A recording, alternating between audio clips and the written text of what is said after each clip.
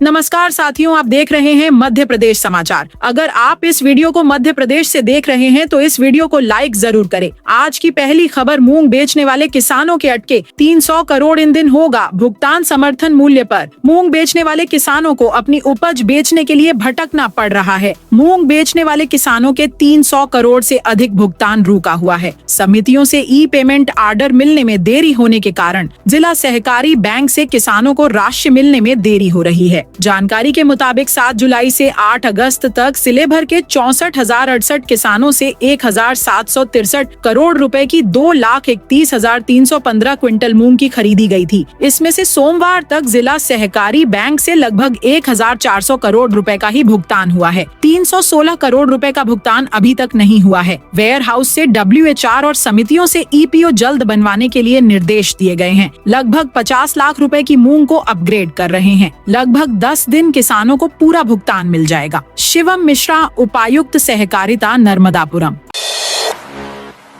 अगले 2 दिन ताबड़तोड़ बारिश, इन जिलों में तांडव मचाएगी बारिश। मौसम विभाग के मुताबिक बुधवार को प्रदेश में कहीं भी भारी बारिश का अलर्ट नहीं है, लेकिन 28 अगस्त से एक नया सिस्टम एक्टिव होने जा रहा है। इसका असर प्रदेश के दक्षिण हिस्सों में देखने को मिलेगा। मौसम विभाग की रिपोर्ट के मुताबिक 28 अगस्त को MP के खंडवा, बुरहानपुर, बैतूल, छिंदवाड़ा, पांडुर्ना, सिवनी, बालाघाट, मंडला और डिंडोरी में भारी बारिश का येलो अलर्ट जारी किया गया है। यहाँ अगले 24 घंटे के अंदर 4.5 इंच तक पानी गिर सकता है। वहीं 29 अगस्त को झाबुआ, अलीराजपुर, धार, बड़वानी, खरगोन, देवास, खंडवा, हरदा, बुरहानपुर, नर्मदापुरम, बैतूल, छिंदवाड़ा और पांडुर्ना में भारी बारिश की चेतावनी जारी की गई है। हरदा में 30 अगस्त तक सुरक्षा गार्ड और सुपरवाइजर भर्ती। हरदा जिले में बेरोजगार युवक युवतियों के लिए सिक्योरिटी गार्ड और सुपरवाइजर पदों पर भर्ती की जाएगी। 28 से 30 अगस्त तक विकास खंड स्तर पर पंजीयन शिविर लगाए जाएंगे। SSC लिमिटेड नीमच यह आयोजन करवा रही है। जिला परियोजना प्रबंधक ग्रामीण आजीविका मिशन रामनिवास कालेश्वर ने शिविरों का कार्यक्रम जारी किया है।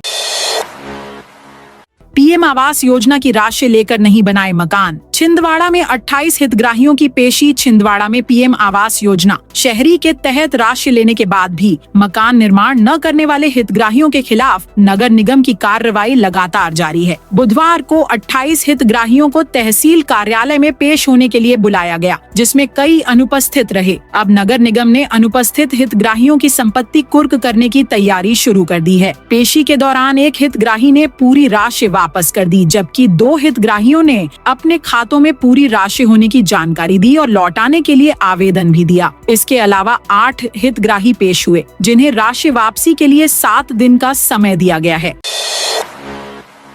MP में 2 चरणों में होगी जनगणना, सरकार की तैयारी शुरू। मध्य प्रदेश सरकार ने जनगणना 2027 की तैयारियां शुरू कर दी हैं। 2021 के बजाय साल 2027 में शुरू होने वाली इस जनगणना का काम प्रदेश भर में 2 चरणों में पूरा किया जाएगा। प्रदेश सरकार ने राज्य में जनगणना के लिए एक स्टेट लेवल कमेटी गठित की है। 31 दिसंबर 2025 तक सभी विभागों के अधिकारी कर्मचारियों को इससे जुड़ी ट्रेनिंग देगी। साल 2027 जनगणना के लिए मध्य प्रदेश सरकार ने तैयारियां शुरू कर दी है। प्रदेश में 2 चरणों में जनगणना का काम पूरा किया जाएगा। इसके लिए सरकार ने 6 SES और 3 PS और 15 अधिकारियों की स्टेट लेवल कमेटी बनाई है। मुख्य सचिव को इस कमेटी का अध्यक्ष बनाया गया है।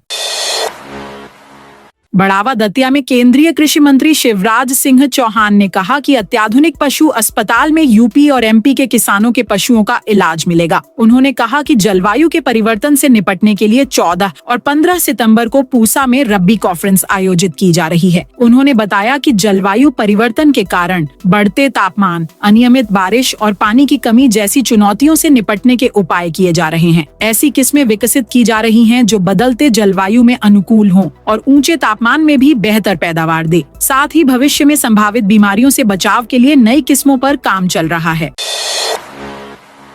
वर्ष 2024 में खराब हुई खरीफ फसलों की बीमा राशि को लेकर जिले के कई किसान आहत हैं। हजारों रुपए का बीमा प्रीमियम भरने के बाद खराब हुई फसलों का बीमा चंद 100 रुपए आया है। ऐसे ही एक व्यथित किसान ने मंगलवार को जन सुनवाई में पहुंचकर बीमा राशि के 2 डिमांड ड्राफ्ट प्रधानमंत्री और मप्र के मुख्यमंत्री के नाम कलेक्टर को सौंपे। किसान को 25 एकड़ में खराब हुई फसल का मुआवजा सिर्फ 1,274 रुपए मिला है। 55 दिनों में 600 करोड़ से ज्यादा के कारोबार का होगा श्री गणेश। आज से 10 दिवसीय गणेशोत्सव प्रारंभ हो गए। ग्वालियर शहर में 500 से अधिक पंडालों व घरों में गणेश प्रतिमाएं विराजेंगी। बुधवार को पड़ रही गणेश चतुर्थी विशेष संयोग मानी जा रही है। मंदिरों में धार्मिक आयोजन होंगे। इधर मूर्तिकारों ने प्रतिमाओं को अंतिम रूप दे दिया है। श्रद्धालुओं में उत्साह है। आज से दीपावली तक 54 दिन बाजार में 600 करोड़ से ज्यादा के कारोबार की उम्मीद है।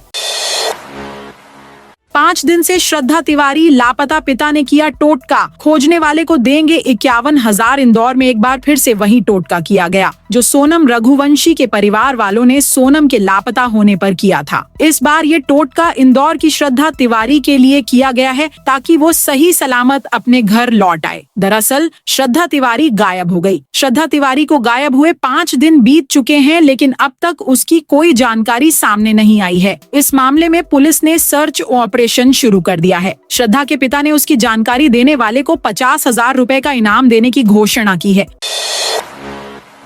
खजराना गणेश को 5 करोड़ के आभूषण पहनाए प्रदेश भर में आज से 10 दिवसीय गणेश उत्सव शुरू हो गया है। इस बार चित्रा नक्षत्र, भाद्रपद चतुर्थी और बुधवार के खास संयोग में गणेश जी विराजमान होंगे। उज्जैन का चिंतामण गणेश मंदिर देश का एकमात्र मंदिर है जहां एक साथ 3 स्वरूप चिंतामन, इच्छामन और सिद्धि विनायक के दर्शन होते हैं। भगवान को 1 लाख लड्डुओं का भोग लगाया गया। इंदौर के खजराना गणेश मंदिर में भगवान का 5 किलो सोने के आभूषणों से श्रृंगार किया गया है। आभूषणों की कीमत करीब 5 करोड़ रुपए है।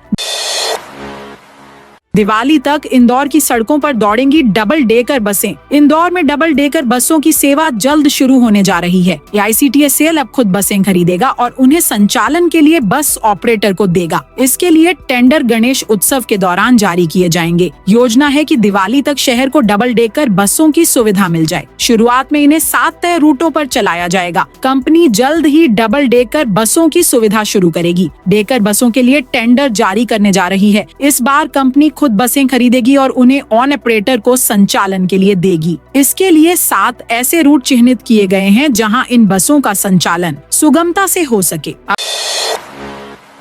अब जल्द मिलेगा न्याय। हर कोर्ट में बम्पर भर्ती की तैयारी। जनता व सरकार कोर्ट में न्याय की लड़ाई न हारे, इसके लिए प्रत्येक कोर्ट में लोक अभियोजक, लोक अभियोजन अधिकार व अन्य अधिकारी कर्मचारियों की तैनाती की जाएगी। ये भर्तियां 610 पदों पर होंगी। नए आपराधिक कानूनों के तहत मामलों की जांच में तेजी लाने के लिए GPS आधारित 25,000 टैबलेट खरीदे जाएंगे। ये जांच अधिकारियों को देंगे। पहले चरण में 1,732 टैबलेट की खरीदी होगी।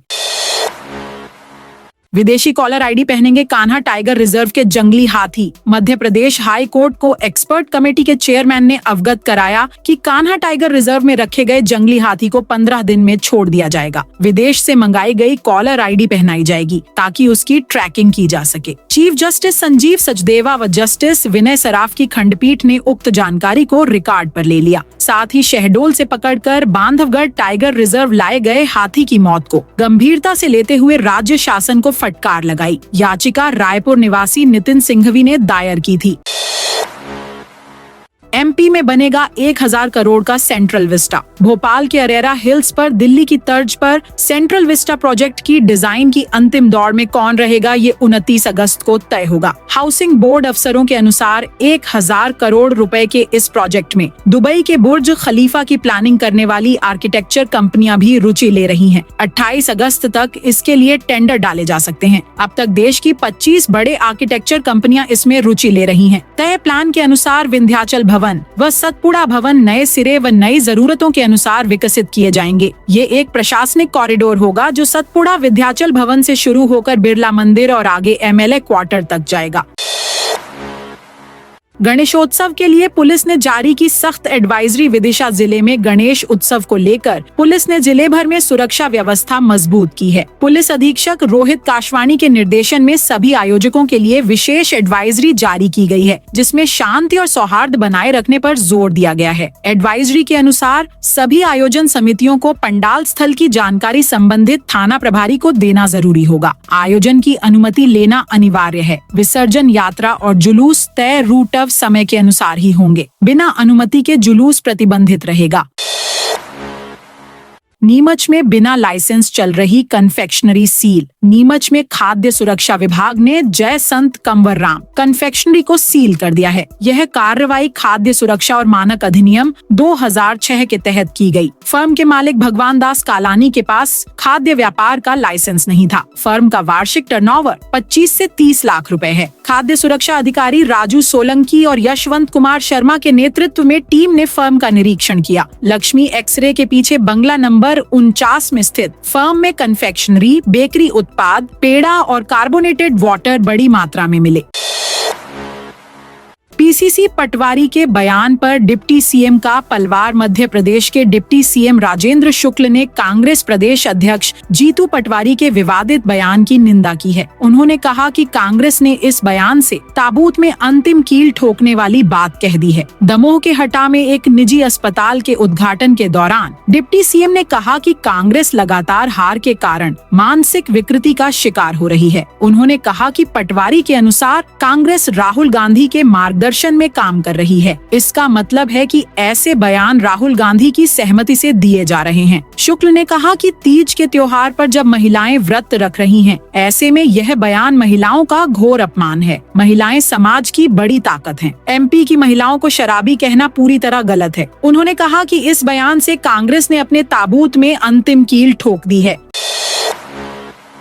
बिहार से भागी सहेलियों को खंडवा में ट्रेन से उतारा परिजन की टोका टाकी से परेशान। बिहार की 2 नाबालिग सहेलियों ने मुंबई में बसने का प्लान बना लिया। प्रेमियों से बात की तो उन्होंने साथ देने की हामी भर दी। बोले कि पहले तुम जाओ फिर हम आते हैं। प्रेमियों ने लड़कियों को मुंबई की ट्रेन में बैठा दिया। लड़कियों के भागने की बात परिजन को पता लगी तो पुलिस के पास पहुंचे। मोबाइल लोकेशन सर्चिंग की गई। इसके आधार पर खंडवा रेलवे प्रोटेक्शन फोर्स ने उन्हें स्टेशन पर उतार लिया और सरकारी खानापूर्ति के बाद परिजन को सौंप दिया।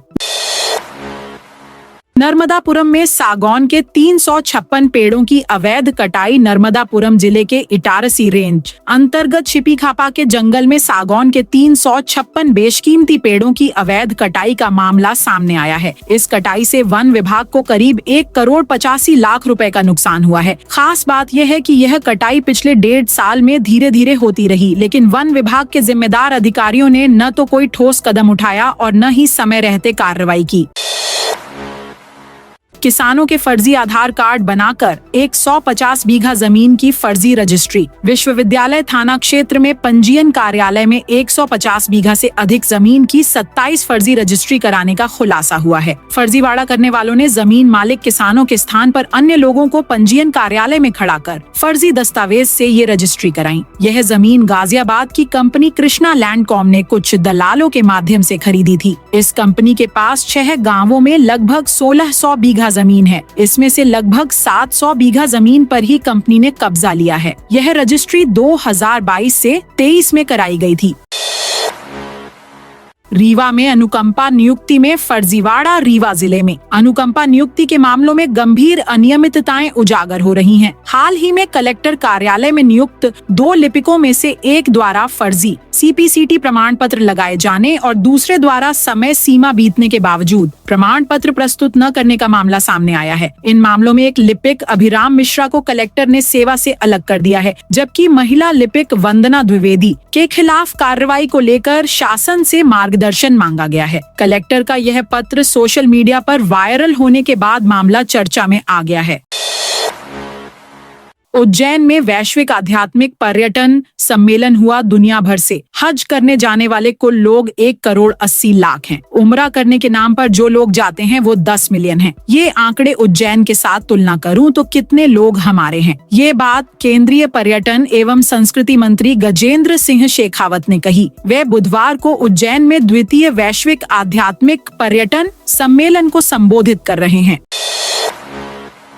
बांधवगढ़ टाइगर रिजर्व में 8 हेक्टेयर अवैध कब्जा हटाया। उमरिया के बांधवगढ़ टाइगर रिजर्व में वन विभाग ने अवैध कब्जे के खिलाफ कार्रवाई की है। मानपुर बफर परिक्षेत्र के किल्हारी बीट में PF 313 क्षेत्र में अवैध खेती के लिए किए गए कब्जे को हटाया गया। टाइगर रिजर्व की 40 सदस्यीय टीम ने मंगलवार को यह कार्रवाई की। टीम ने एक ट्रैक्टर और पिकअप वाहन की मदद से 3 घंटे में 8 हेक्टेयर क्षेत्र से अतिक्रमण हटाया।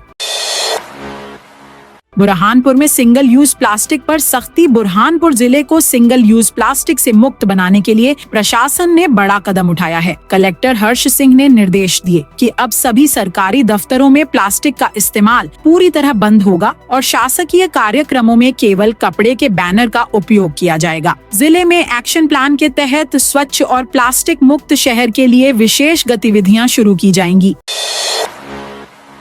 शहर में 66 जगह विराजमान होंगे भगवान गणेश। सतना में गणेश चतुर्थी के महापर्व पर शहर में 66 स्थानों पर गणेश प्रतिमाएं स्थापित हो रही हैं। कोलगवा थाना क्षेत्र में 40, सिटी कोतवाली इलाके में 16 और सिविल लाइन थाना इलाके में 10 पंडाल बनाए गए हैं। मंगलवार को बाजार में गणेशोत्सव की तैयारियों को लेकर काफी चहल पहल रही। लोग पूजन सामग्री और प्रतिमाएं खरीदने में जुटे रहे। रीवा रोड, बरदाड़ी चौराहा और राजेंद्र नगर में मूर्तियां खरीदने के लिए देर रात तक भीड़ उमड़ी।